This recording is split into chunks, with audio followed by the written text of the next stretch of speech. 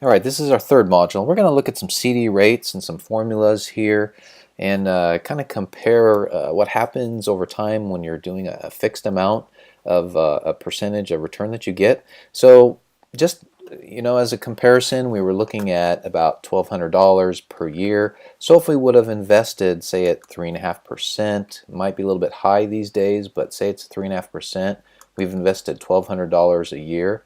So here's the amount invested, same amount every year for the last about 10 years. Here's our total invested, $12,000. Here's our total worth, and that's our cumulative rate of return. So we've gone from 12,000 to 14,570. Now, if we compare that to, say, even the best day of the year for the Dow Jones. So if we go over the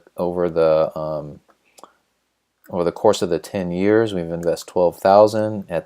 At this particular time in October of 2012, it was 13,000, but now holding on to it, it'd be 15,000. So you can see that comparing the best day of the year, 15,000, which is not really the reality. It's almost a worst case for investing in the Dow Jones, but 15,000 versus our CD of 14,000. So we're a little bit higher. So so that'll give you kind of a little bit of comparison, but I want to show you a couple of other things here. So let's go look at the CD rates formulas that I have in here.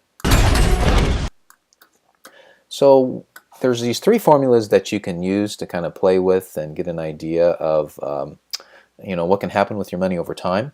So in this particular formula, we've got the regular amount invested. And what that is, it's over a period, it's per year, it's over a number of years here, and it's the percentage earned. So you will fill in all of these, and it ends up calculating it using a future value financial function that's provided in Excel. I'm using OpenOffice right here. So that's what the future value is, and you can play with that. So you can see here if you're just getting a 7.2% return, that's what it will be. That's the only way you can get 7.2% now would be stock, mutual funds, something like that. You won't be able to get that in a fixed amount unless you take a lot of risk. So this just goes to show you here, if you do the same percentage over 40 years versus 10 years, how much money you will have. So if you're investing at 7.2% and you increase your regular amount invested to 4,800 over 40 years, that will produce $1 million. Now, to show you one other thing about it is if you took the same amount of money, but your return instead of 7.2% was 1% less, that's all it takes is 1% less over time, you will have only $781,000. So let's look at what that difference is. That difference is going to be C19 minus B19. You're going to be out $227,000. So it's very, very important for you to maximize the percentage rate that you get over the course of time. And now you can also see what the difference would be is when you plug in 7.2%, which is, I think that was about, this is, if we look at 7.2%, we compare it to, let's look at our beginning of the month amount. So if we invested in the Dow Jones beginning of the month,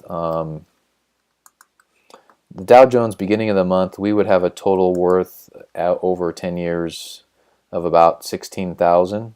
Okay, so if I look at the formula here, that's 16,000. So that's the average rate of return that we're getting over those years.